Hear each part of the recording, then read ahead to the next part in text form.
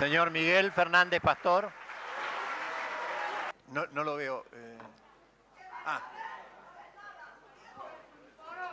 En primer término, querría decir que acá hay representantes de distintos centros de jubilados y entre ellos la Confederación de Jubilados y Retirados de la República Argentina con personería jurídica de 1948, representada por el querido amigo Carlos Valle, y espero tener la capacidad de representarlos dignamente en esta expresión.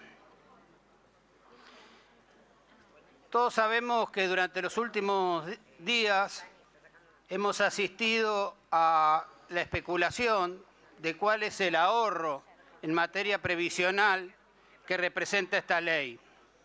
Algunos medios circularon que el gobierno especulaba con que serían 70.000 millones.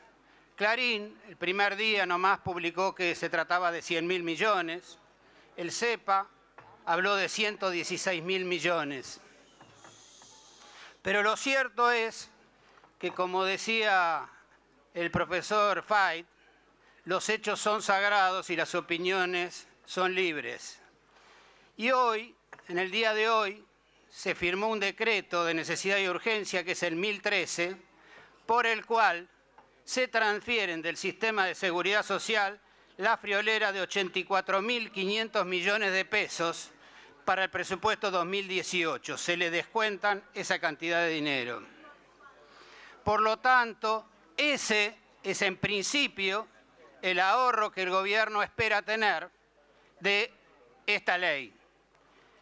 Y la pregunta que surge inmediatamente, si la masa de dinero está destinada al pago de prestaciones de la Seguridad Social y se le restan 84.500 millones de pesos, ¿a quién se le sacan? ¿De quién son esos 84.500 millones de pesos? ¿Cómo se distribuían esos 84.500 millones de pesos? Era de los beneficiarios y formaba parte del haber de cada uno de los 17 millones de personas que son beneficiarios del sistema de seguridad social.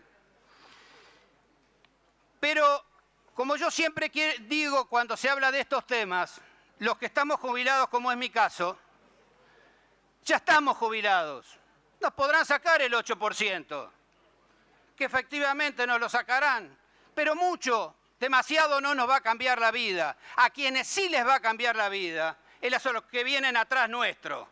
Esos son los verdaderos damnificados de esta ley. Porque quiero que sepan que la modificación de la fórmula de movilidad que unificaba el haber inicial de los futuros jubilados fue diferenciada. Una se mide por el 70% de inflación y el 30% de RIPTE, mientras que la otra pasa a ser directamente por el RIPTE.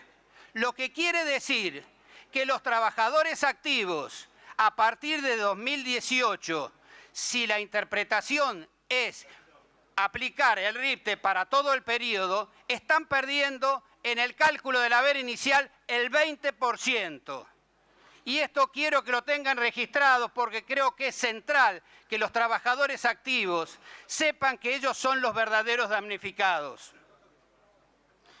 Quiero decir también que generalmente cuando este Parlamento vota y ratifica convenios internacionales, generalmente aquellos que pusieron el convenio internacional o que hicieron de miembro informante, cuando terminan, dan informes a la prensa diciendo que ahora sí hemos garantizado derechos para los tiempos, que quedan derechos que van a ser visualizados por todo el mundo cómo se cumplen.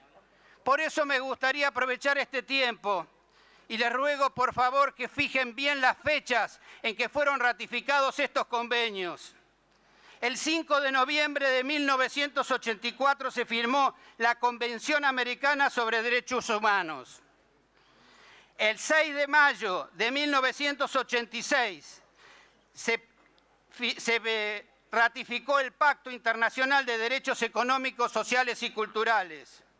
Y el 23 de octubre del 2003 se ratificó la Convención Americana sobre Derechos Humanos en materia de derechos económicos, sociales y culturales.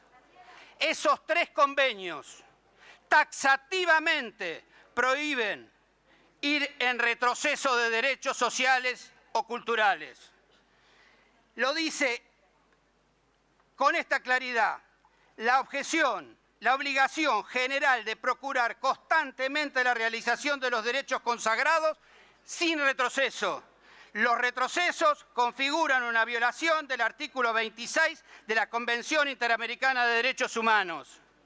Y es bueno tenerlo en cuenta porque los convenios interamericanos o los convenios internacionales ratificados por este Parlamento forman parte de la Constitución Nacional, que a veces nos llenamos la boca hablando de la Constitución Nacional, pero cuesta mucho el momento de cumplirla con toda la dignidad que corresponde a convenios de estas características. Porque estos convenios que defienden derechos humanos, defienden los derechos humanos de todos, de los más vulnerables sobre todo, porque hacia ellos van dirigidos cuando se intentan defender los derechos sociales, económicos y culturales.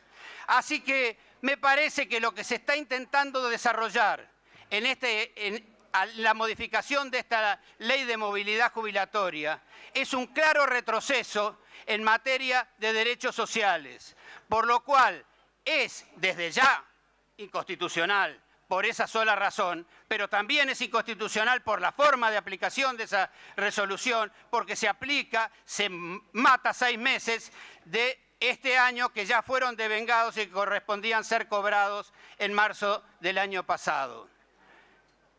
Y quiero, para terminar, que reflexionemos con un mínimo de racionalidad, de sentido común. ¿Cómo puede ser? ¿Cómo es posible que un país que va a pagar el año que viene 200.000 millones de pesos en intereses para pagar las LEVAC tenga que sacarle 84.500 millones de pesos a los más pobres de la Argentina?